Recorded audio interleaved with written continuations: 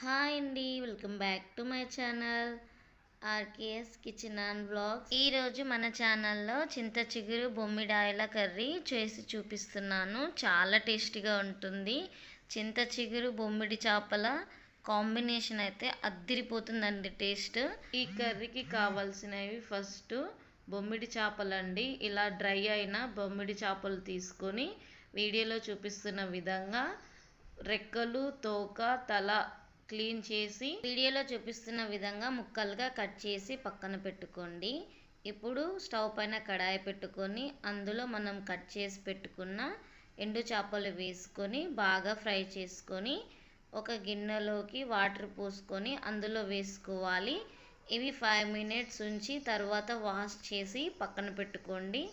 ఇప్పుడు స్టవ్ పైన ఒక కడాయి పెట్టుకొని అందులో 1.5 టేబుల్ స్పూన్ ఆయిల్ వేసుకొని ఆయిల్ వేడెక్కిన తర్వాత 1/2 టీ స్పూన్ జీలకర్ర, కట్ చేసి పెట్టుకున్న 2 మీడియం సైజ్ ఆనియన్స్ వేసుకొని బాగా కలుపుకొని అలాగే 2 రెమ్మల కరివేపాకు వేసుకొని వన్స్ ఫ్రై చేసుకొని మూత పెట్టి ఒక 2 మినిట్స్ మంటను మీడియం ఫ్లేమ్లో పెట్టుకొని మగ్గించుకోండి. ఆఫ్టర్ 2 మినిట్స్ మూత తీసి బాగా కలుపుకొని 1 స్పూన్ సాల్ట్ వేసుకోండి. సాల్ట్ వేయడం వల్ల ఆనియన్స్లో ఉన్న స్వీట్నెస్ అనేది తగ్గిపోతుంది. ఇప్పుడు ఆనియన్స్ ఫ్రై అయిన తర్వాత 1/2 టీ స్పూన్ పసుపు, 1 టీ స్పూన్ అల్లం వేసుకొని పచ్చి వాసన పోయేంత వరకు ఫ్రై చేసుకోండి. ఇలా ఫ్రై అయిన తర్వాత మనం ముందే కడిగి పెట్టుకున్నాం కదా ఎండు చేపలు అంటే బొమ్మిడి చేపల్ని మనం ఇందులో వేసుకొని బాగా ఫ్రై చేసుకొని మూత పెట్టి ఒక 1 మినిట్ మగ్గించుకోండి. తరువాత మూత తీసి మళ్ళీ వన్స్ కలుపుకొని నేను చింత చిగురు ఒక 150 గ్రామ్స్ తీసుకున్నానండి. ఇలా కడిగి పెట్టుకున్న చింత చిగురు వేసుకొని గరిటెతో బాగా మిక్స్ చేసుకోవాలి. మనకు తొందరగా మగ్గిపోతుంది చింత చిగురు అనేది. ఇలా కలుపుకొని మూత పెట్టి ఒక 30 సెకండ్స్ ఉడికించుకోండి.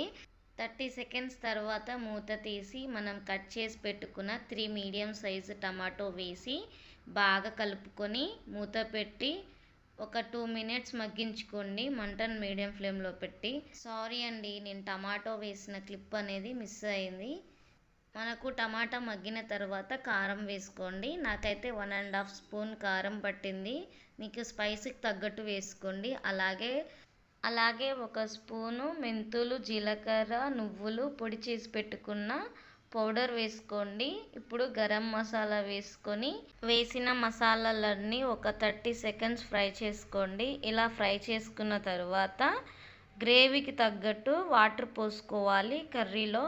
ఇలా వాటర్ పోసుకొని ఒకసారి కలుపుకొని అలాగే 2 స్పూన్ల కొబ్బరి పొడి వేసుకోండి. కొబ్బరి పొడి వేయడం వల్ల కర్రీకి మంచి ఫ్లేవర్ అనేది వస్తుంది. ఇప్పుడు ఒకసారి కలుపుకొని మూత పెట్టి ఒక 2 మినిట్స్ ఉడికించుకోండి. ఆఫ్టర్ 2 మినిట్స్ మూత తీసి చూస్తే చూడండి మనకు కర్రీ అనేది పర్ఫెక్ట్గా ఉడికిపోతుంది. ఫైనల్గా టేస్ట్కి సరిపడా సాల్ట్ వేసుకొని అలాగే కట్ చేసిన కొత్తిమీర వేసుకొని వన్స్ కలుపుకొని వేడి వేడి అన్నంలోకి సర్వ్ చేసుకొని తింటే ఎంతో టేస్టీ అయిన ఎండు చేప బొమ్మిడాయల చింత చిగురు కర్రీ రెడీ. ఈ వీడియో మీకు నచ్చినట్లయితే లైక్ చేసి షేర్ చేసి నా ఛానల్ని సబ్స్క్రైబ్ చేసుకోండి. Thanks for